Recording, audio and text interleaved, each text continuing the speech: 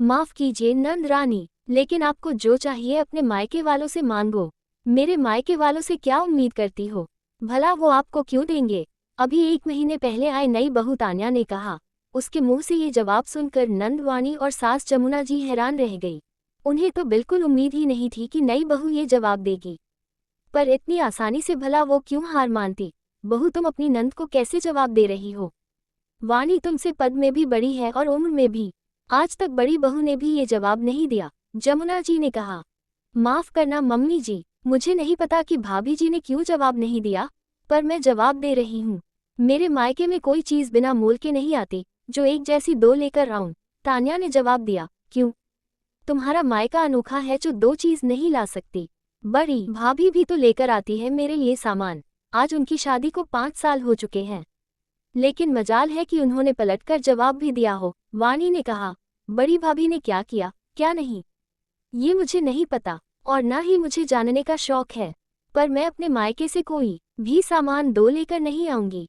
मुझे अपने मायके पर बोझ बनने का शौक नहीं है, तान्या ने कहा और अपने कमरे में चली गई। उसके यूं कमरे में चले जाने से वाणी और जमुना जी और ज्यादा जल भून गई। देखा आपने मम्मी कैसे जवाब देकर गई है मुझे, वाणी ने तुनकते हुए कहा। हाँ बेटा, देख रही हूँ। इस नई बहू के बहुत ज्यादा पर है, जिन्हें काटकर छोटे करने ही पड़ेंगे।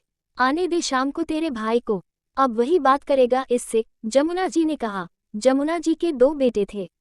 बड़ा बेटा प्रदीप और उसकी पत्नी मानसी नौकरी के कारण दूसरे शहर में रहते थे। उनका एक बेटा भी था जो अभी 30 साल का था। छोटे बेटे समर की अभी 1 महीने पहले ही तान्या से शादी हुई थी। उनकी एक बेटी भी थी जिसका नाम वाणी था। उसका ससुराल इसी शहर में था, पर जमुना जी के मन में वाणी के लिए ज्यादा लगाव था, इसलिए वो उसके गलत में भी साथ देती थी। वाणी की बड़ी खराब आदत थी, उसे कपड़े और बाकी का सामान वैसे ही चाहिए होते थे जैसे भाभी के मायके से आते थे। इसलिए जमुना जी ने अपनी बड़ी बहू को भी साफ कह रखा था कि वो अपने मायके से जो भी खराब आदत थी वो एक नहीं बल्कि दो लेकर आए। बाकी का सामान वैसे ही चाहिए होते थे जैसे भाभी के मायके से आते थे। इसलिए जमुना जी ने अपनी बड़ी बहू को भी साफ कह रखा था कि वो अपने मायके से जो भी सामान लाए वो एक नहीं बल्कि 2 लेकर आए, ताकि वाणी को भी दिया जा सके। शुरुआत में मानसी ये सोचकर एक जैसा ले भी आई कि जमुना जी उसे एक जैसे सामान के पैसे दे देगी, लेकिन उन्होंने जब काफी दिन तक पैसे नहीं दिए तो अगली बार मायके जाते समय मानसी ने जमुना जी से कहा, मम्मी जी, दीदी के लिए पिछली बार जो सामान लेकर आई थी आपने उसके पैसे नहीं दिए। अरे तेरे माता पिता को हमसे पैसे लेते हुए शर्म नहीं आएगी? बेटी को दिया जाता है या उससे लिया जाता है? पर मम्मी जी, वो सामान तो दीदी के लिए आया था ना, आपने ही तो कहा था एक जैसा लेकर आना है। हाँ तो एक जैसा लेकर आना है मतलब तेरे मायके वालों की तरफ से लेकर आना है, हम क्यों उसके पैसे देंगे भला? कहकर जमुना जी अपने हाथ नचाती हुई कमरे में जाकर बैठ गई। ये सुनकर मानसी का दिमाग खराब हो गया। उसने इस बारे में अपने पति प्रदीप से बात की तो प्रदीप ने समझाना चाहा, लेकिन उस समय वाणी भी जमुना जी के एक फोन पर अपने मायके आ गई और दोनों ने मिलकर काफी हंगामा कर दिया। अरे बहन, बेटी को ही तो दे रहे हैं, उनका तो काफी धर्म लगता है, उसमें भी इतने नाटक कर रहे हैं। नहीं देंगे पैसे, क्या कर लोगे? और 2 सामान तो तुम्हें लाना ही पड़ेगा, एक ही नंद है, उसको लेने देने में मैं कभी कोई कमी नहीं छोड़ने दूंगी, जमुना जी ने कहा। आखिर थक हार कर प्रदीप ने मानसी को ही समझा दिया। देखो, मैं इन लोगों को नहीं समझा सकता, तुम एक काम करो, तुम अपने ही जैसा सामान खरीद लिया करो और उसके पैसे मैं तुमको दे दिया करूंगा। मम्मी पापा से खर्च मत करवाना, आखिर मुझ में भी कुछ स्वाभिमान है। सुनकर मानसी चुप हो गई। जब अगली बार वो अपने मायके गई तो अपने जैसी ही 2 साड़ियां खरीद कर वाणी के लिए ले आई, लेकिन उसे समय उसके माता पिता ने उसे डिनर सेट गिफ्ट किया था। उस डिनर सेट के लिए भी उसने काफी हंगामा कर दिया। आखिर प्रदीप ने थक हार कर अपने साले से ही कह दिया कि तुम्हारे माता पिता को जो भी विदाई देनी अपनी बेटी को वो सीधा रेलवे स्टेशन ही पहुंचा दिया करें, हम लोग जाते समय वहां से ले जाया करेंगे।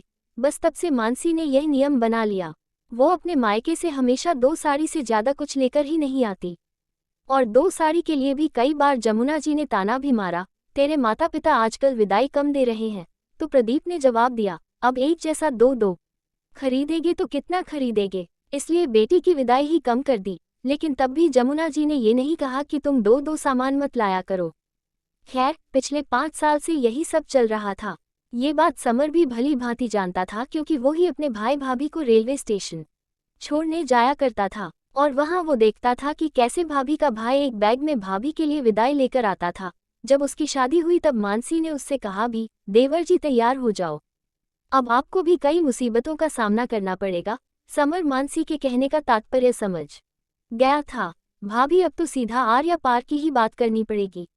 भैया ने तो जो डिसीजन लिया मैं वो नहीं ले सकता।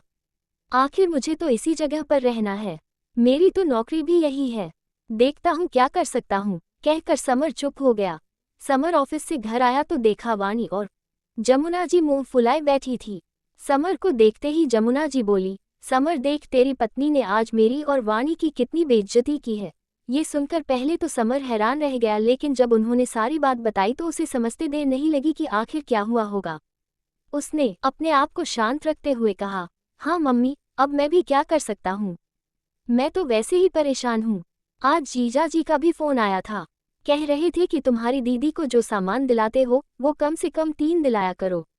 मेरी दो बहनें हैं, उनके लिए भी चाहिए। अरे हम क्यों देंगे सामान, बेटी की निंदों को तो मौके पर ही दिया जाता है, ऐसे हर बार की लाग थोड़ी ना है। जो जितनी बार बेटी मायके आएगी तो उसकी विदाई के अनुसार उसकी निंदों को भी देंगे। जमुना जी तुनकते हुए बोली, क्यों, दीदी भी तो लेकर जाती है यहाँ से, फिर जीजा जी और दीदी के ससुराल वाले क्यों गलत है।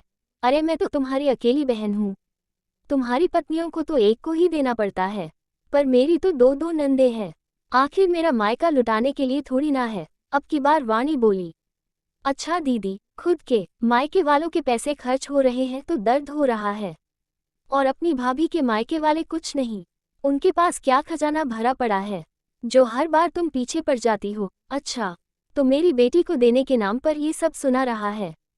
खबरदार एक भी शब्द बोला तो देख लेना। फिर क्या देख लेना मम्मी, कहीं ऐसा ना हो बेटी के चक्कर में आप अकेली रह जाओ। और जहाँ तक मुझे लगता है तुम्हारी बेटी तो तुम्हारी सेवा करने वाली नहीं है, जो खुद अपना मांग मांग कर काम चला रही है वो तुम्हारे लिए क्या कर लेगी।